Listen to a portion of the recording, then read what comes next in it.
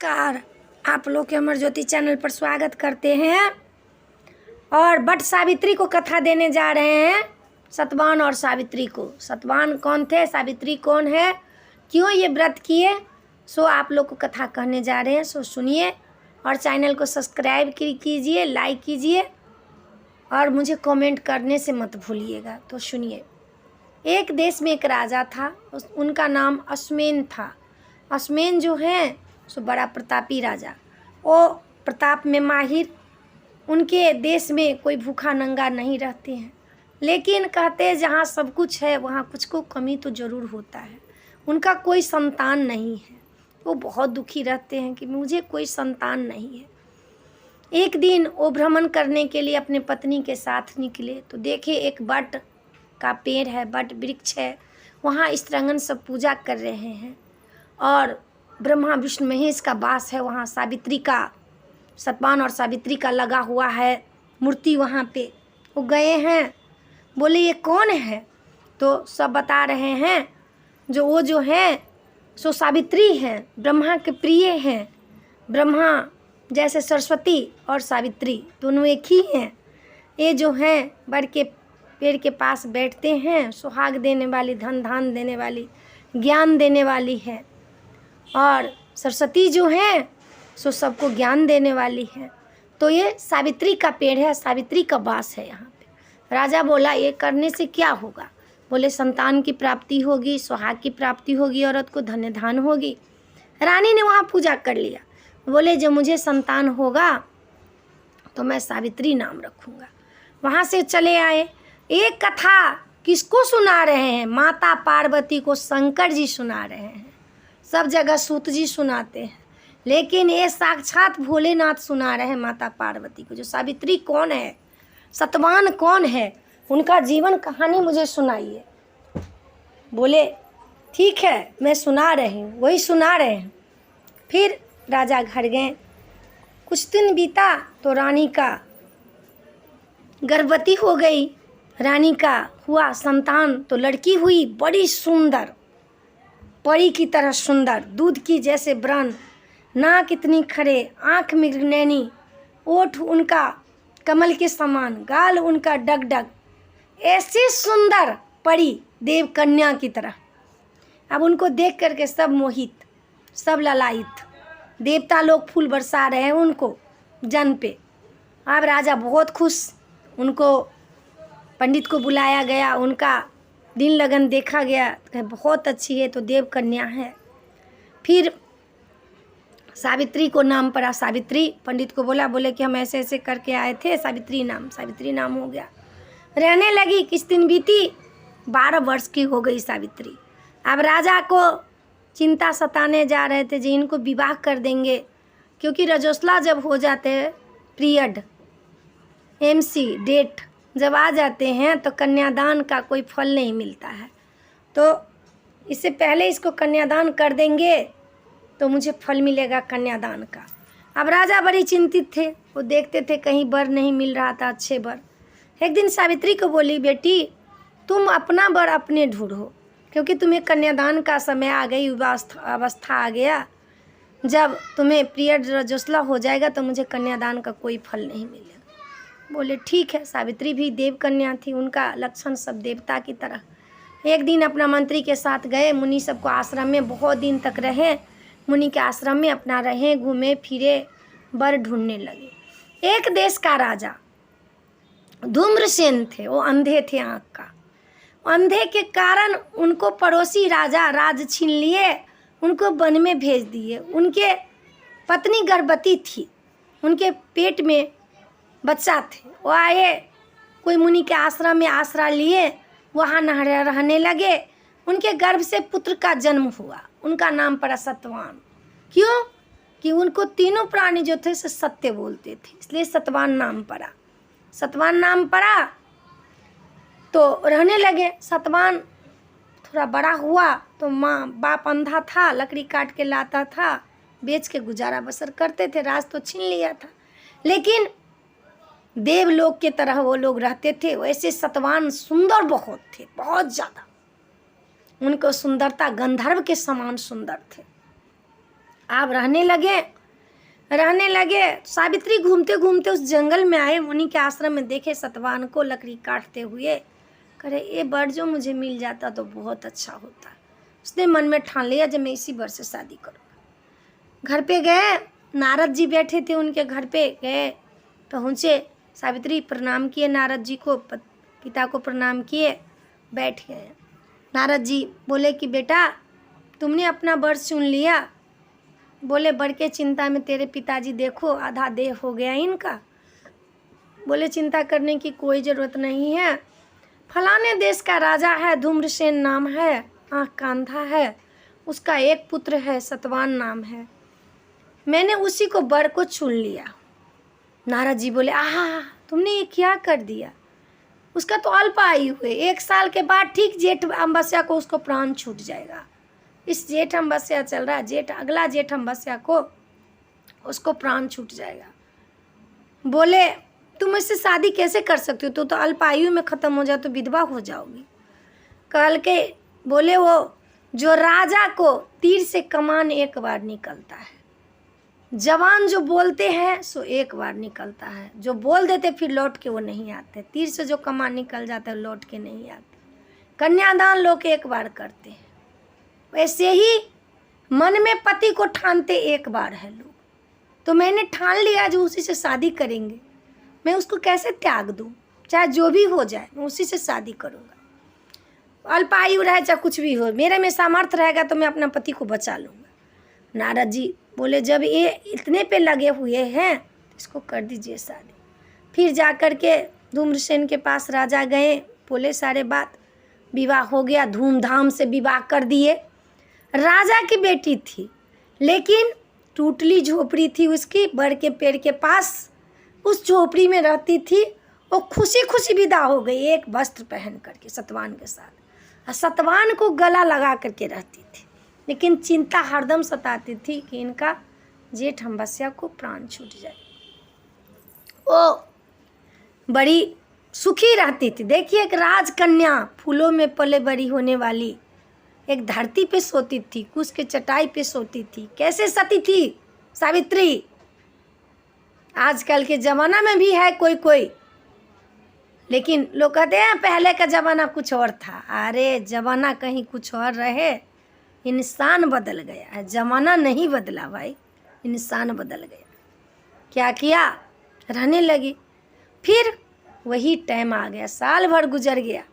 अब जब भी सतवान लकड़ी काटने जाती थी सावित्री पास संग संग जाते थे। एक दिन त्रयोदशी से, ये व्रत कोई लोग कहते हैं वो जो होता है द्वादशी तिथि से लोग करते हैं। द्वादशी, त्रयोदशी, चतुर्दशी, अमावस्या लास्ट में होती है। महीना में एक बार पूर्णिमा एक बार अमावस्या होती है। अमावस्या के दिन ये बट सावित्री होती है तो कहीं इजोरिया नहीं रहता है, चांद कहीं नहीं उगते हैं। अमावस्या के दिन सोमा अमावस्या, सोम दिन जिस दिन पड़ गया उस दिन सोमा अमावस्या होता है। अमावस्या के दिन दिवाली होती है। तो क्या किया, तो वो व्रत 3 दिन पहले से करने लगी सावित्री। द्वादशी से व्रत किया निराहार, 3 दिन तक करने लगी, किसी को जानने नहीं देती थी। जब अमावस्या का दिन आया तो सावित्री को ठनकने लगा जब आज मेरे पति को देहांत हो जाएगा। हो गए लकड़ी काटने के लिए तो बोला सावित्री मुझे सर में बहुत दर्द हो रहा है, तुम यहीं बर के वृक्ष के पास तुम जांग रखो, मैं उसी पे लेट जाता। बोले ठीक है पतिदेव आइए। देवी तुम जांग गिराओ, मैं सो जाता। बर वृक्ष के पास सब स्त्रंगन से पूजा कर रही थी, कर करके चली गई। एक वन में जंगल में बट के वृक्ष थे, वही जंगल में क्या किया सावित्री ने जांग गिरा दिया, उस पे पति को अपना सुला लिया, छतरी टांग लिया वहाँ पे, और छतरी टांग लिया, जो छता दिया जाता है बट सावित्री में सो टांग करके। अब यमराज का दूत सब आए, सावित्री के सतीत्व देख करके उसके सामने नहीं गए, अग्नि निकल रहा था, भाग गया।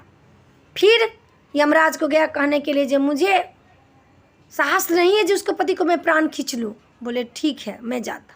वो गए दंड कमंडल लेकर के भैंस पे सवार होकर के, सावित्री सावित्री बोली नहीं, सावित्री आई नहीं। फिर बोला यमराज जी इसको पति को हम प्राण नहीं खींचेंगे तो विधि का विधान टल जाएगा, देवता को कोई विश्वास नहीं करेगा, इसका अल्पायु है आज को, तो इसको प्राण छूटना है। फिर क्या किया यमराज ने, अपना भिखारी का रूप बना लिया। बोले सावित्री मैं 7 दिन को भूखा हूँ, मुझे कुछ खिलाओ। और वो 4 दिन से निराहार थी सावित्री, कुछ मुझे खिलाओ। और बड़का पूजा किया, सतवान की पूजा किए, गौरी गणेश को पूजा किए, नाग देवता को पूजा किए, सब देवता को मना लिए। वहाँ पूजा करके बैठी थी सावित्री अपना पति को जांग पे लेकर के, जांग पर बैठी बैठी पूजा कर रही थी। सावित्री मुझे खिलाओ, 7 दिन को मैं भूखी हूँ, मेरा प्राण छूट जाएगा। यहाँ सती जो होती है ये दूसरे को करुणा सुन नहीं सकती है। सती को पता चल गया तो मेरे पति का प्राण निकाल करके ले जाएंगे। क्या किया सती ने, फल फूल लेकर के बट सावित्री को पूजा जो किए थे वो देने गए।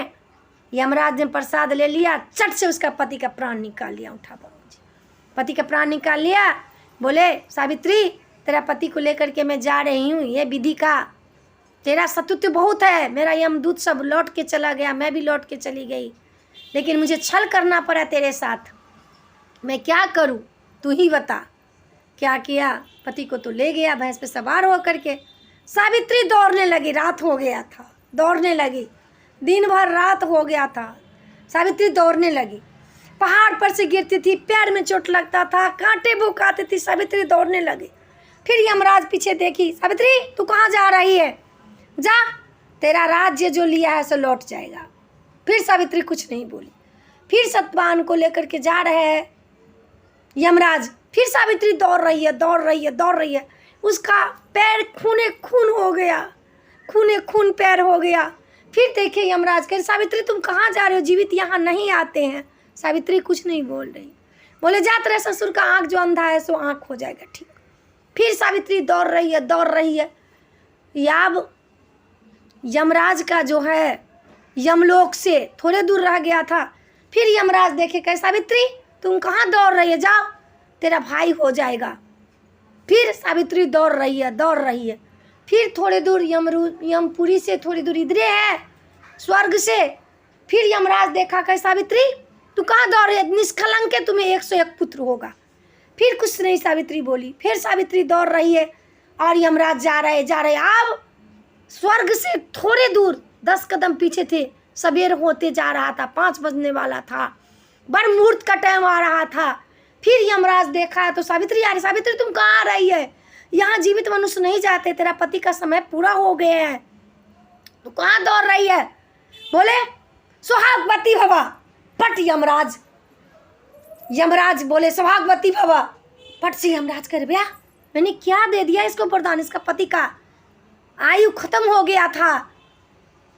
तब सावित्री बोले कि निष्कलंक आपने 101 पुत्र का आपने वरदान दिए, मेरे पति को लेकर के जा रहे हैं, मुझे कहाँ से बच्चे होगा। सुहागवती का वरदान दे दिए, पट से चरण में झुक गए। सुहागवती का अखंड सुहागवती रहो बोल दिया। बोले अरे मैंने तो तुम्हें वरदान दे दिया, तेरा पति को मैं ले जा रहा हूँ। सावित्री तूने छल से, मैंने जैसे तेरे पति का मैंने प्राण खींचा तो वैसे ही तूने छल से सब कुछ मेरे से ले लिया। ऐसा वरदान सतयुग, द्वापर, त्रेता, कलयुग किसी को न दिया था न देंगे। ऐसा वरदान मैंने तुम्हें दिया हूँ। तुम्हें कलयुग में, सतयुग में तुम्हें पूजा, सदियों से सदियों तुम्हें पूजा होगा सतवान को और सावित्री को। जो तुम्हें पूजा करेगा उसका सुहाग बना रहेगा, उसका सिंदूर चमकता रहेगा, उसका संतान बना रहेगा, उसका धन्य धान बना रहेगा, उसका यश कृति संसार में फैला रहेगा।